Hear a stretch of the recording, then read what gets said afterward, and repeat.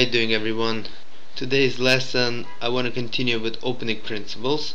I would like to show you one more game, just in case if you did not watch any of my other videos. The opening principles are: you have to make sure that you develop your pieces, you develop them fast, you also control the center, and get your king safe. So today I would like to show you one more game that's gonna show all the opening ideas. I think it's a beautiful game. I think it explains everything, and that's exactly I think this game will point all this stuff that we need to learn. Here you could click on the left, on the right side of the screen. You could click my previous lessons. I put couple on the opening ideas. Over there I explained the whole idea of a center and development and everything. So today we're just gonna move on. And so the game was played actually by no one else but the great Tal, the world champion, who was an amazing player, against Tringov. I'm not sure who it is. I guess some kind of a master or something. So let's start with the game. The game was played in 1964. Tal was playing for white. E4. Tringov played G6. Tal plays D4. Bishop G7. Knight C3. D6. Knight F3. C6. Bishop to G5. So far so good. Everybody's developing the pieces. And here black plays Queen B6. If you remember in my previous lessons, I said that you don't develop the queen right away. What you do is you develop your bishop, your knights, your castle. That's what you do. Developing the queen, especially for amateur players, is definitely a very bad idea. So Queen B6 was played. Tal plays Queen to D2. And now black plays Queen captures B2. Now not only he developed his queen, he also took the pawn. Okay, let's see next. Rook to B1, Queen A3, and white plays Bishop to C4, and black plays Queen A5. Now notice that black played Queen D8 to B6, Queen B6 to B2, Queen B2 to A3, and Queen A3 to A5. Not only is playing for black, which means he's already behind since white starts first, he also wasted 4 moves for the price of 1 pawn. So let's see where it's gonna lead him. Obviously this is a very big mistake. So you definitely don't go so far. Even if you play Queen B6, that's it. Now let's see how much this pawn on B2, how much it's gonna cost him. So next move white plays will be castle. I believe it's castle. Now let's analyze this position. Notice that black, besides the bishop G7 and the queen that doesn't even belong anywhere, doesn't even what's called have to be here. Besides that, they don't have anything playing. Let's look at white. They have knights are playing, bishops are playing, king is castle, rook on B1, queen is playing, everything is playing. So obviously the position is already over for black. Let's see how the great grandmaster, the world champion, how he's gonna do this. So the next move black plays is E6.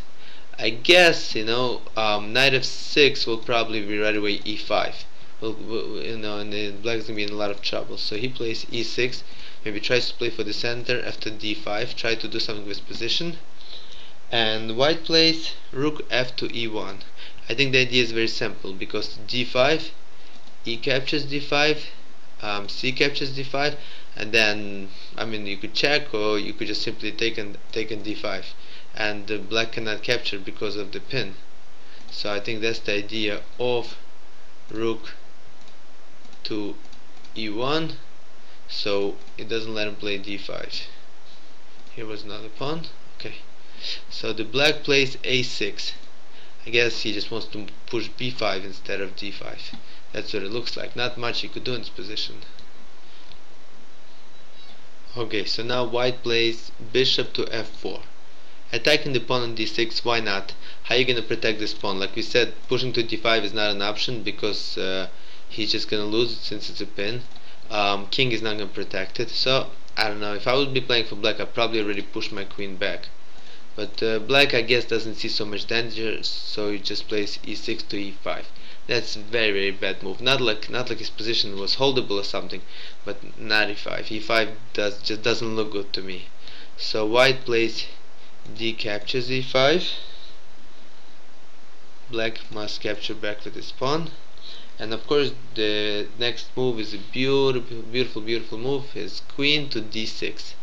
Tal sacrifices any of the pieces. You could capture on f4, you could capture on c3. I guess capturing on f4 will be really big trouble.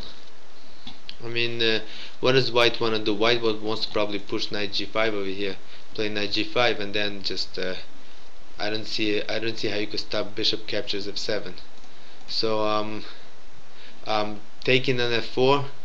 I didn't analyze this game in computer, but I think knight to d5 will probably crush black's position automatically. Like if you take it and just a check, you know, bishop e6, pawn's gonna take it. I'm saying I don't see much what black could do. And if he takes an f4 and knight to g5, if he doesn't capture it, then just gonna be knight to c7, which is also very big trouble. So basically there isn't much you could do. So black decides to play queen takes c3. Okay, white plays rook to d1. There's a threat of a checkmate, queen to d8 checkmate.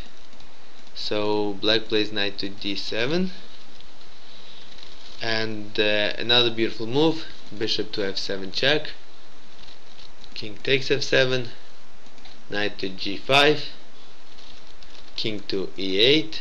That's the only move that you could do, there's no other move.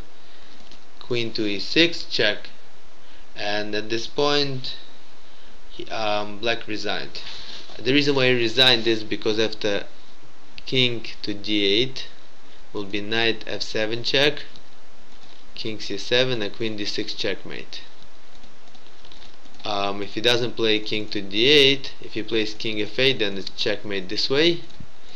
Then the last move that he has is knight to e7, queen f7, king d8, knight to e6 checkmate. So it checkmates automatically in any variation. There's nothing you can do. So like I said before, I'm not gonna analyze every single move. I'm not here to analyze games. I'm here just to teach you guys how to play. So I think this is a beautiful game, and the point of this game was that black wasted 4 tempos, especially in the opening stage when you're not allowed to waste 1 tempo. They played queen b6, queen b2, capture a pawn, queen a3, queen a5, and obviously it was all over.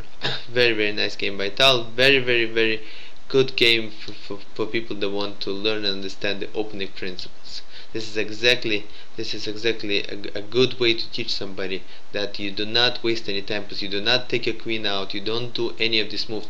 You gotta castle quickly, you gotta develop your pieces, castle quickly, and only then you start worrying about your plans. So I hope you guys enjoyed this lesson, and if anybody has any specific questions, you're more than welcome to ask me. I'll try to answer anything, and please subscribe. Also, like in the first couple of minutes I put some of the other videos where I was teaching exactly how to develop pieces, how to start the game, and so you could learn and you could understand. And please subscribe because more videos are coming very soon. Thank you, and everybody have a good day.